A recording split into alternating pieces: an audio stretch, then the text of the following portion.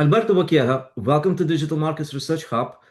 So many people want to learn what's going on, how it's going on in the DMA team, which I personally think is a dream team. You've been assigned with such a great mission, and it's a terra incognita, and thus you are learning and introducing the new kind of regulatory philosophy to the European Union and beyond. Many questions, so much is going on. I wanted to start, however, with inviting you to remind us the structure of the DMA team, and it consists of two DG, the two Directorate Generals. How is it functioning? Is it functioning as expected? First of all, thank you very much, always, for the invitation. It's a pleasure to be conversing with you.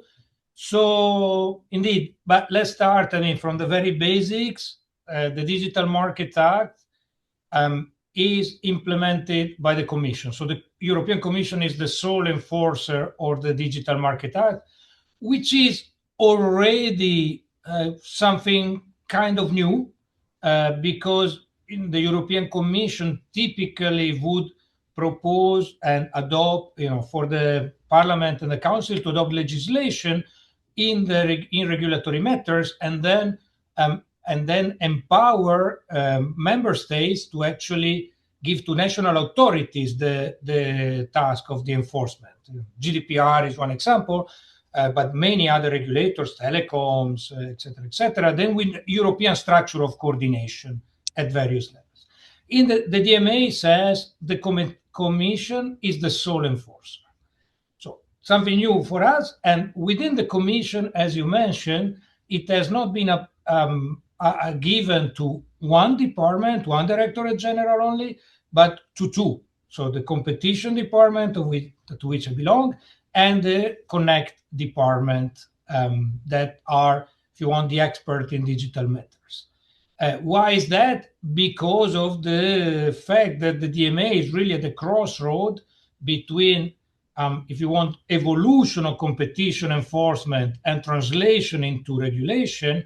And it is a sectoral instrument that is targeting, of course, the digital sector only, and within the digital sector only some companies, but certainly the idea was to bring together the expertise, both in enforcement in competition law and the digital expertise, and to bring them together, which is a first for the Commission, or a second, maybe we are not the only ones, but it's rather unusual. And it's been a very interesting challenge to work on, and actually made us think in new ways the relationship. One thing we decided to do from the very start was not to split things in two, because it wouldn't have made much sense, to be honest, but actually to create a single team that works on the enforcement of the DMA, which what means in practice is that we belong to two separate Directorate Generals. We sit in two separate buildings they're not very far away from one another, so there is a lot of walking forth and back. But what is more important is that we have mixed teams. So on each case, there is not a comp team or a connect team, but there is a DMA team that works together and brings this expertise together. And this is through the single team up to my level and of my correspondent in DG Connect, Risa Wezenbeck, who many probably of the listener will know. And it is our role to bring the two cultures and the two ways of working together, and to have a unique product that then we present to our respective line managers, up to our executive vice presidents, Virkunen for Connect, Ribera for Comp, and they together bring proposals to the College of Commissioners, which, as always, is the body that takes the decisions eventually. So we can say that at the level of the commissioners, they know maybe not all the technicalities of each specific DMA procedural, or let's say, decision or specification, also decision. they are mindful not only about the general meta goals, but also about the technical things on the daily basis. Yes, I mean, this is not so different from other types of enforcement. Of course, the decision, eventually the decision are decision of the College of the Commissioners, but our two EVPs are in charge for the proposals. So certainly they have their views about what we should be doing, the prioritization of matters.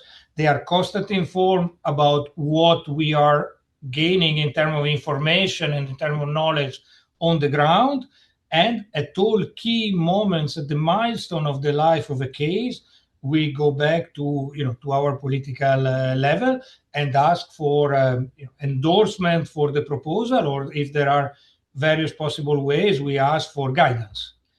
This is that this mechanism has not really changed from past experience in competition law. Great. Let us move now to the DMA itself. And my first question is, Alberto, about, I think, how we see many people and everybody reads this open textured goals of fairness and contestability through the prism of their understanding. In my personal view, it's not a bug, it's a feature of the DMA, giving the enforcers so much needed, I wouldn't say discretion or kind of arbitrary, but some flexibility, and it's agile, evolving instrument. I wanted to ask you about these goals because some people would say that the goal of the DMA is to contribute maybe to shaping European digital markets, competition in digital markets, and even the nature, DNA of European digital markets. So it's a kind of top-down architecture. Others would say, look, it's too philosophical, concentrate on each specific act. The more compliance, the greater culture of compliance is evolving, the better it is for the. So look at it not from the top down, but to the bottom up. I imagine they are not in conflict, and yet I wanted to ask you, where should we look at this kind of what is the ambition of the DMA? Should we look at the compliance culture as a means for achieving something which is greater than compliance with all the catalog of obligations, or other way around? We talk about big ideas, expecting primarily or kind of forcing or empowering compliance, and compliance is the end of the story.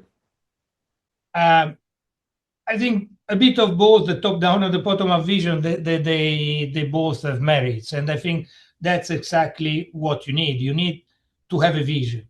And to me, fairness and contestability are enshrining what is the vision that we have for digital markets in Europe.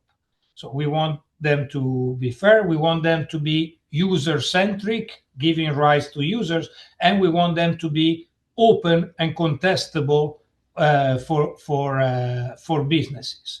So that's our guiding star. Then the day-to-day work, of course, is much more at the micro level, and it's about enforcing the obligation and ideally instilling a culture of compliance that is in the nature of the tool, that actually is very, if you want, very prescriptive and rather clear of what compliance is, unlike experience in other jurisdiction where we say, okay, we take the UK, the MCCA, where you say, okay, we when a company has significant market status, then we can see what is necessary for them. The DMA takes another approach. It says, this is really what you have to do. I tell you exactly. So if you want, in theory, once written the law, if in the ideal world, there wouldn't be much work for us, in the sense the company read it and they comply, and that would be the ideal culture of compliance. We know that things are more complicated because there are sometimes interpretation questions, often diverging incentives and so on. So you need to enforce. But I think we have both levels. I don't think compliance is an end in itself. It cannot be.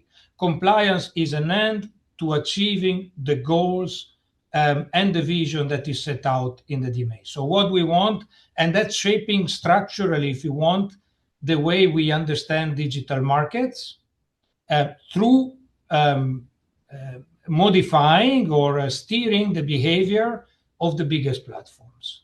But on a day-to-day work, you need to go very deep into, rather micro issues and solve that. So the other point is that there is no way of fulfilling the vision if you don't do a lot of small, dirty manual work, because that's what is the accumulation of that allows you to reach the end goals.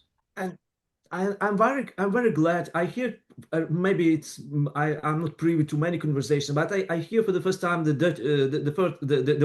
word dirty job, or the phraseology of dirty job, because it's kind of routine, a continuous system of calibrating this condition of compliance.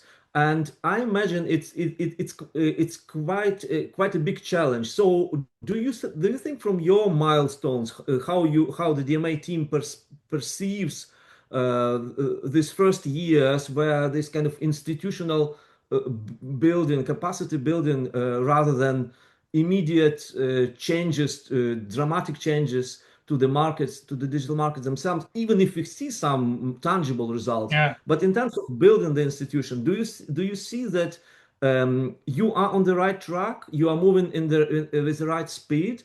And do you also observe that those other stakeholders, primarily gatekeepers themselves, but also business users, are mindful of the trajectory, how the DMA is evolving, and they are happy to contribute to it? It's a very good question, and there is always if you want, the individual perception. And if you ask someone like me, this is my job, that's what I do all the time. So I see the effort that people put into it with the resource constraints we have. So my initial thing would be to say, yes, we made great progress, we have done a lot, and we have the list of all the things we have changed. But I'm biased as well. And for me here, the most important thing is to hear what the stakeholders have to say. And that, of course, is very radicalized. And unsurprisingly, we have the gatekeepers who are not happy with many of the things we say, with nuances. Not all gatekeepers, different attitudes, different things, different stance depending on the obligations. Sometimes gatekeepers are beneficiaries, and all of a sudden they're much more interesting in us enforcing. Very often, and this I think is a fair point, they say, okay, if I have to comply, I want my competitor to comply as well. That is a very fair point. But by and large, nobody's surprised that if you ask them, would you rather have the DMA or not, they tell you, I wouldn't. And if you look at some of the submissions we got in the DMA review from gatekeepers, they put in black and white, best thing we should do with the DMA is to repeal it. And that's part of the norma dialectic in this case. What is very, very important to me is to hear the voice of the developers and of the users, and the consumer organizations. And I think, to be honest, is a mixed bag, because we get recognition for what has changed, but also we get also feedback that is not yet enough, and that is not allowing them to achieve that level for businesses, for developers, of contestability they think is necessary to be able to innovate freely. And we have to take this criticism seriously. For us, it's a stimulus to do better, and we can only take that way. So there is the time dimension, as you mentioned. The DMA went live in March 24. So we have 2 years and a month. We have achieved things. There has been no revolution. So that's the thing. Another thing, I was convinced from the beginning that sometimes there were demands on the DMA that were beyond what the DMA is about. For example, structural changes, breaking positions of market power that have been built over decades, is not in the powers or in the philosophy of the DMA to undo this type of structure. So for those that looked at the DMA as the tool that would deliver that, of course, we have been disappointing. That, I take the criticism, but I honestly is not something we can do, and I'm not sure we should be doing it. I take much more to heart when the feedback is that I've been investing in this new idea and I've taken a risk, and the risk is not paying back because still I'm constrained. Still, I don't get that amount of freedom I really need to bring this idea to users. Indeed. And if you look at the beginning of the DMA story, it was positioned, it was at the peak of popularity, and it was in the front pages of generalist media. And then once the enforcement phase started, it somehow became more kind of routine and less sensational. Is it more comfortable mode to function when you are not under the microscope of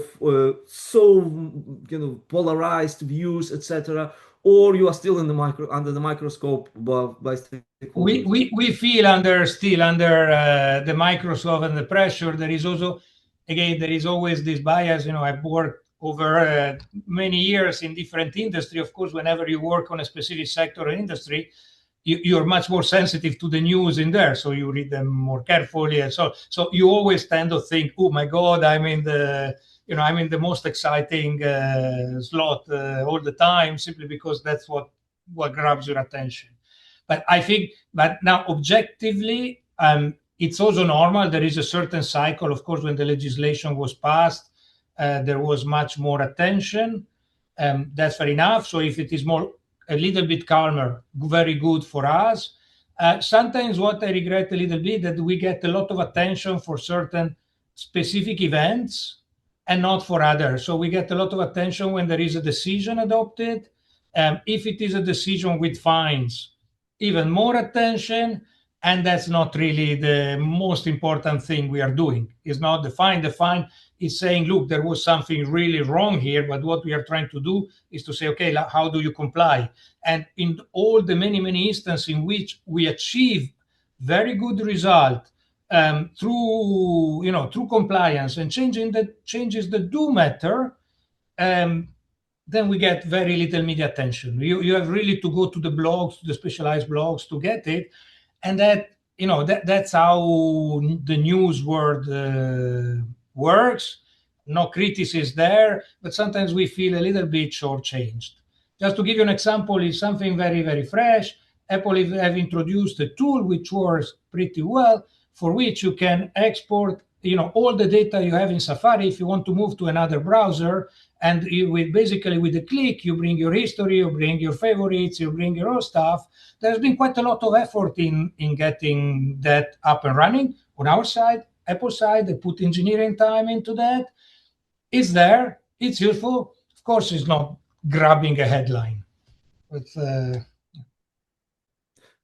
Exactly, that's quite understandable how the fines trigger attention of the media, even those professional corners of the profession, and narrow corners. My next question is about this continuous regime of compliance. We know this in the traditional antitrust setting. Until investigation starts, not much is going on for the undertaking, for the relevant undertaking. In the DMA setting, we have clear benchmark specification decisions, proceedings, and we already have several cases, two cases with Apple and two ongoing proceedings with Google. But there are probably also even less formalistic stage where you talk with different gatekeepers, and you somehow they can convey to you messages in terms of what they like and they don't like, and it's only to the benefits of everybody that you try to find the means of compliance which would not be unnecessarily disproportionately against the business model of gatekeeper, while simultaneously ticking all the expectations of the DMA team. Yeah. It's a labyrinth, or it is a symphony, whatever you can label it. But I was wondering, do you see that gatekeepers do want to find a way of complying with DMA in the least kind of problematic way without calling it circumvention. So they really mean, they try to find, calibrate the win-win modality, or at least the least harmful for them modality, or it's just, or mainly lip service, and they're just being kind and eloquent and elegant, and on the back side they do what they doomed to do to their shareholders.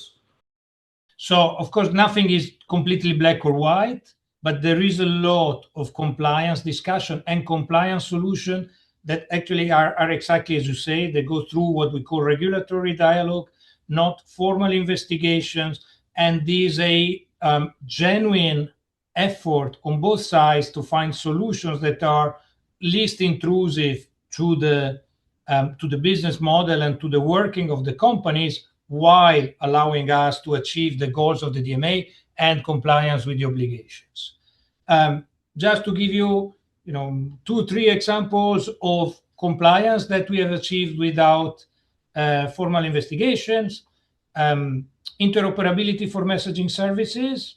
WhatsApp now, there are two small European startups that actually are developing, taking advantage of these. Data portability, that there are more than 40 typically SMEs, European, that use data portability to take data, user data always with consensus, or business data, to use this data in new innovative ways, either for themselves or as data, doing something with this data and then offering a new, better services to their clients. The fact that you no longer have to have a Gmail to actually to install Android, or to take advantage of many Google services. All these are good results that we have achieved in this way.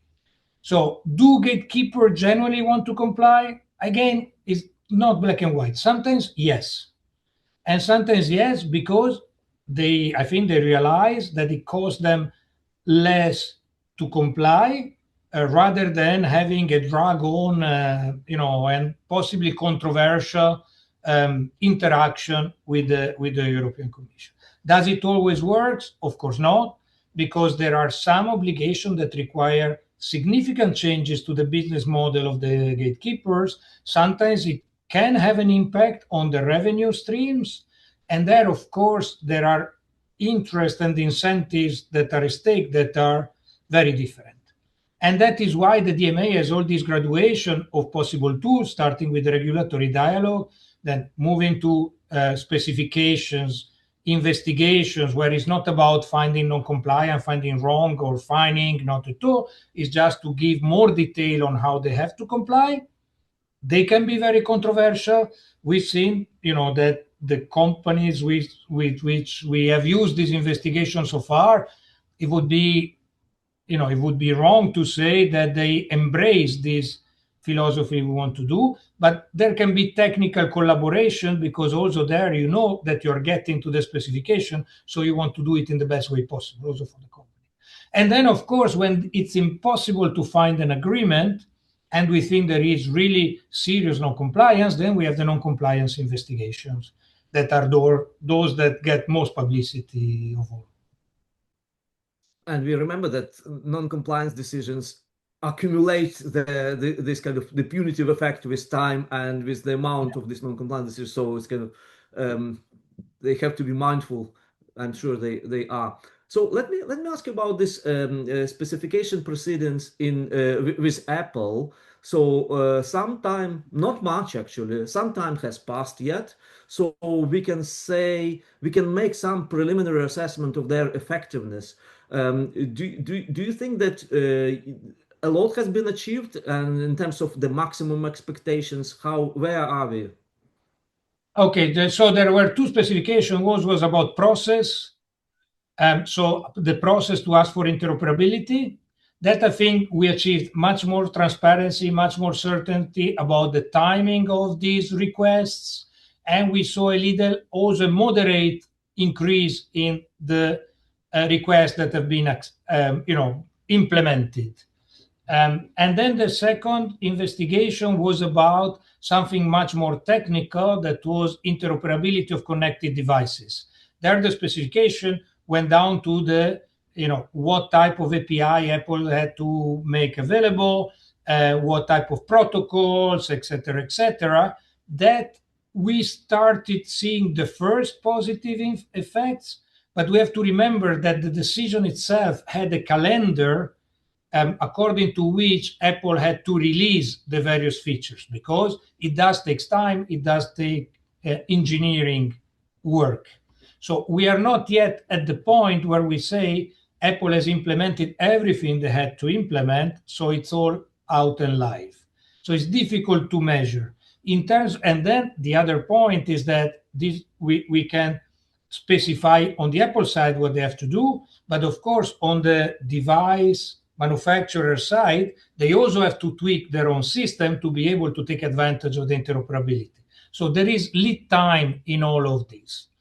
We started seeing the first products that start incorporating the first functions, but I think we need to wait a little bit more, that all the protocols are there, and that the companies can develop their product according to these protocols to see the full effect of that specification.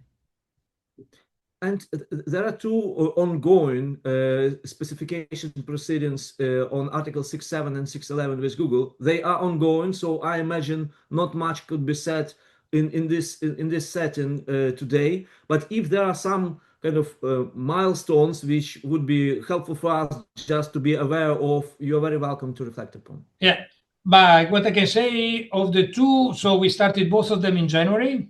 They have a 6 months mandatory deadline. So now we are in April. For one of the two, the one about Google search data, the 6.11 one, we adopted the preliminary findings, I think it's last week, but now I don't want to, but today is the 23rd of April for people who will watch us later. So one set of preliminary findings is out. The legal deadline for the other preliminary findings is the 27th of April, so it will be out very soon. And so what is interesting in preliminary findings in specification proceedings is that it's not only a document that goes to the gatekeeper for them to exercise the right of defense, but there is also a public version of what measures the commission is thinking of actually adopting, that is quite detailed. So for all the interesting companies, there is, if they go to the DMA website, if you do put in a search engine, DMA European Commission, you land on our website. So it gives quite a lot of detail on what we are thinking of doing, and the possibility to comment on it. So there is also a kind of public consultation. So we invite interesting parties to go look at that. Both proceedings have a mandatory deadline by the 27th of July. So in not too long time, we will have final decisions on both cases. Indeed, and when we talk about the previous specification proceedings, can we say that it was the same team, or it probably moves us back to the first question? Do we have people dealing with specification proceedings, or rather with specific gatekeepers or specific core platform services? Yeah. Or it doesn't matter for the functioning of the team? It's again is a bit of a mix of both. So I think in terms of demand on people, specification proceedings are very, very heavy because it's a super compressed deadline. So there is an element that once you do one, you need the rest on the one hand. On the other hand, some of the colleagues who worked on the initial specification proceeding are now working on this new set as well. And because there is also some experience gained that you want to transmit to your colleagues, etc. But in the way we assign work, we don't specifically assign to people to gatekeepers or to obligations and like this. We have, as I think every organization, we have regular meetings where we look at the resources we have, who has a bit more space, who has too much, and we allocate the resources based on that. Then, of course, if you think in a team like ours, you would have quite a good number of lawyers, several economists, a few data scientists as well. So we also try to place people based on what the needs of the case are. And we try to ensure continuity, but allow everybody to grow on the job. So it's a usual, if you want, people management task with many dimensions that need to fit together. I remember recently at an event in Berlin, there was a discussion about cloud core platform services, cloud services designation, or market study about eventual designation. And there were very sophisticated discussions about whether cloud belongs to the DMA, to this platform economy, or is kind of B2B modality more. And you have reflected very, kind of cutting the Gordian knot by saying it's within the DMA, it's within core platform services. So can you maybe reflect a little bit on the situation with eventual possible hypothetical designation of two gatekeepers? But we started proceedings in that, so certainly there is, we wouldn't have done it if we thought there was no way and it was not worth investigating whether they should be designated or not. So certainly we are in that mind frame, but we keep an open mind, and we are in the middle of the investigation, so it's difficult to comment on the specifics. But it's true that in this recent event in Berlin, there was a very if you want, bit technically, legally sophisticated discussion, and they came with a remark that was not very sophisticated at all, but very simply, cloud is one of the 10 core platform services. So if there is certainly a presumption that there is a platform element also in cloud services. Now the question is, and these questions we are analyzing, that we are open.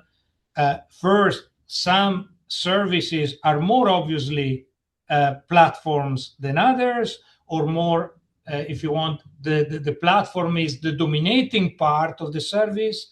In other type of services, the platform component maybe is a bit less big, but it doesn't mean that it doesn't exist. And also the question that is linked to this one is, what is the boundary of what we should designate as a platform? And that's exactly one of the main elements we are investigating right now. Exactly, because furthermore, it's not about the more the better, yeah. Because sometimes by designating narrower, you can achieve more or greater burden of compliance, essentially. But in fact, a narrow designation triggers more obligations that relate between the designated platform and other services that are outside the platform.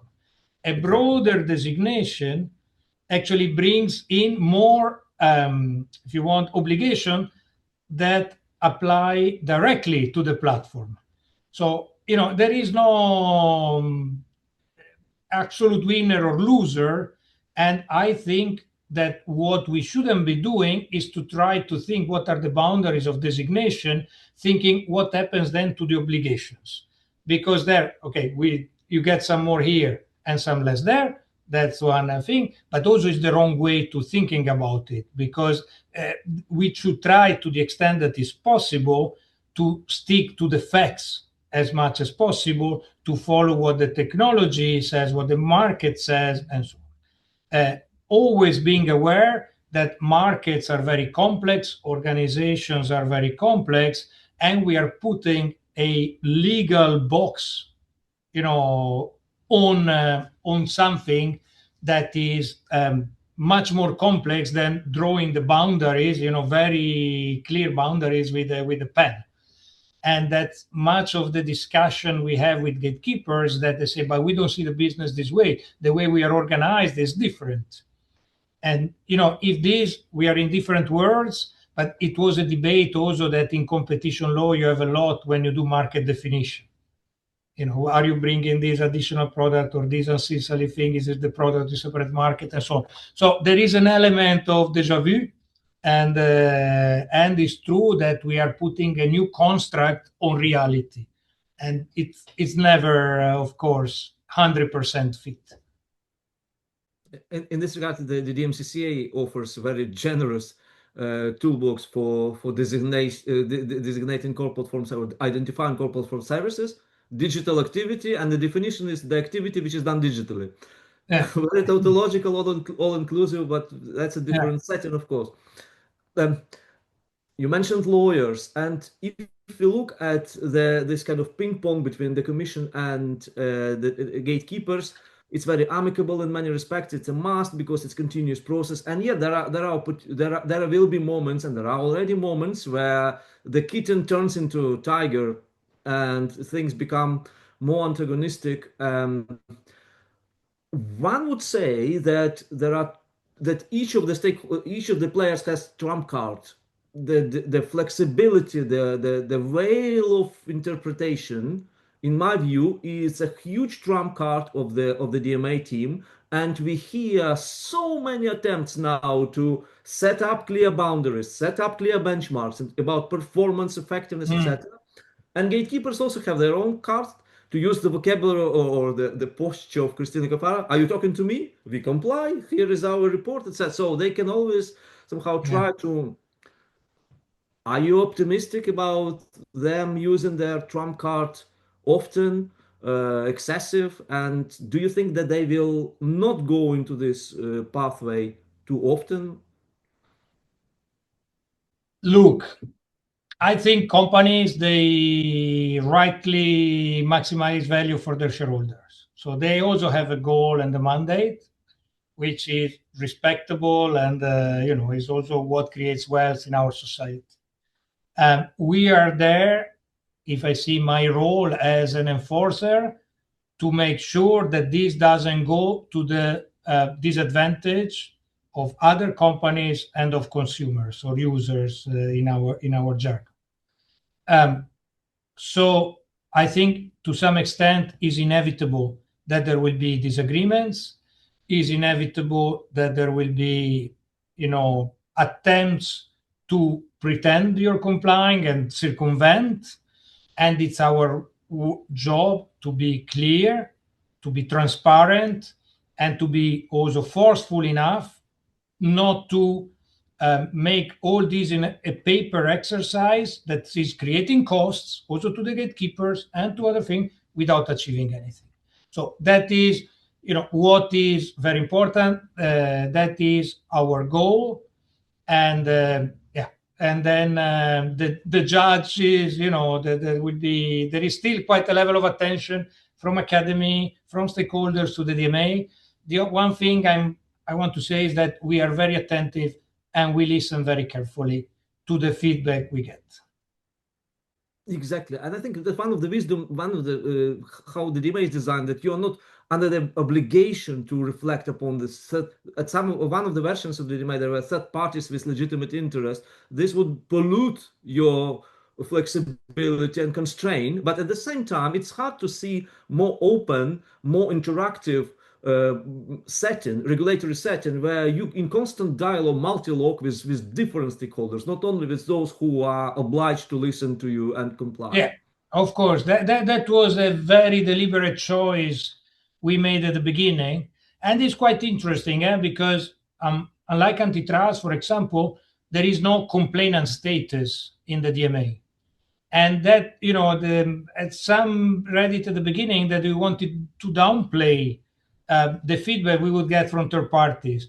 Quite the opposite. Not having a complainant status doesn't mean that we don't want to listen. Actually, we want to listen more. And we made an effort to go beyond the way, typically we listen in competition proceedings that are more often than not adversarial, objectively adversarial by nature. If you start an antitrust case, you suspect an infringement. That's not the mentality of regulation. So we thought we need to have fora where we can listen to the voices and listen to what the market says without having an adversarial setting.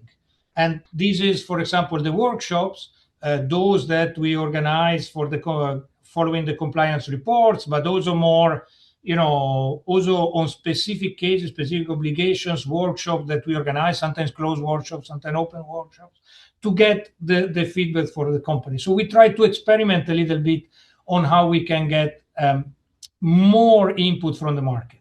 And this decision was dictated. I mean, we thought is the right thing to do. Regulation is another, is different from competition law enforcement. And there was another aspect that was very important. We knew from the very start that had we put up a system that was a bilateral dialogue between us and the gatekeepers, there is such an asymmetry of information, and that there is all the time. If you go to a business and you try to understand what they do, you will never know it as well as them. And but even more in digital markets. And then we knew we would deal with the biggest companies in the world, and we said, okay, if we just do it in our small team, and we do that, we will always be on the losing side. So we really need to get other companies that are very knowledgeable to tell us what matters and what not. But at the same time, I think that the DMA team is accumulating the unique knowledge, this new regulatory philosophy, which is a immeasurably important asset. So I imagine that you have to be very, as a co-leader of the team, you have to be very protective of your staff who has already generated so much of understanding and perspective, and it only increases with time. So maybe the question is, you will always be in demand, in need for new blood. Maybe recommendation to those who would try to attempt their skills to maybe to contribute to the DMA team more structurally. What are you still searching? Which competences are of higher demand in your team?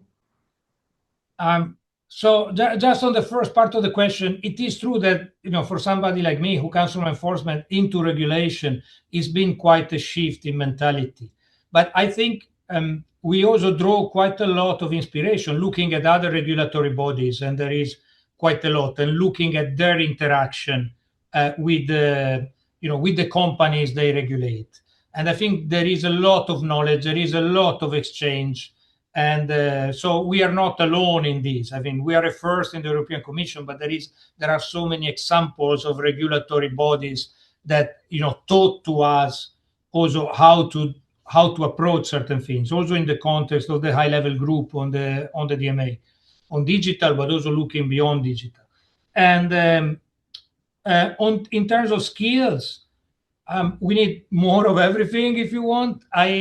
I think what I thought was a huge challenge in the beginning was to hire data scientists, which is a big catch-all word for quite different type of professions.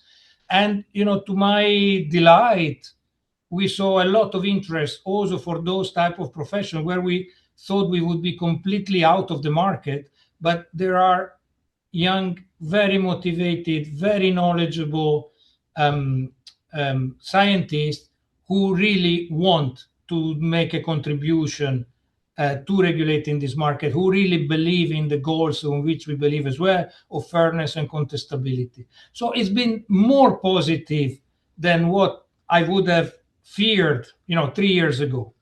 And of course, we still are a tiny team. We are, between us and Connect, we are around 90 people. So it's not very big, but in our small team, we do have a lot of competencies. We would like to have more of that. But of course, we also need knowledgeable lawyers. We also need economists. We also need behavioral economists that, sometimes that could be psychologists as well. So we need all these skills, and we need to make them work together, which is a very exciting project. And maybe my final question, Alberto, is an invitation to offer your recommendation to students, those who are just at the beginning of this journey and who would have it as their kind of career objective to play in digital markets, regulatory cycles. But first, to be curious, and and to think independently and to challenge whatever they're told. This is not only for those who want to work in digital markets, it's for everyone. And don't take anything that all people tell you and I put myself in that category, for granted. You know, one of the great added value from the young colleagues here is that they bring so much in terms of ideas, and those in challenging and like this, and that's the environment I like to have, is an environment where there is a real discussion, and where, you know, the real knowledge is resting with the people with this knowledge, and it needs to come out. Now, more practically is to, and that's, you know, my very personal thing, don't specialize too early. Go for a good, you know, level of study that gives you a very good basis technically, and also in terms of breadth of topics. I think there is time to specialize a bit later if you are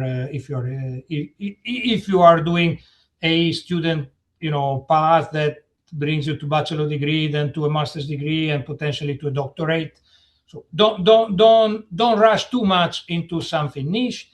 And if you like it, do some of the late specialized work on the topic, exploring some part of the topic, and then you really see if it's something you would like to engage more. Now, after that, if you would like to work for the European Commission, or if you if you're curious to know whether you would like to work, then look at the possibility of doing internships. There is basically two ways of doing it. One is a twice a year period of 5 months internship that is very regulated, and it's so there is a selection process and so on. And there is a second one. If you have an internship as part of your studies, you can go to work in a company, or you can go to work in the public sector. You can also go to work for the commission. And for that, find out who are the people working in the area of interest, send your CV, send a little motivation 3-liners. No point asking a chatbot or an LLM to do it for you, because you can spot it immediately. So it's better something shorter and more sincere. And then, you know, we routinely call back, have a small interview, and try to see if there is a slot to work for us for a few months. And that's a good way to, you know, to taste it for real. Alberto Bacchiega, thank you very much for sharing your ideas with us. It's a pleasure.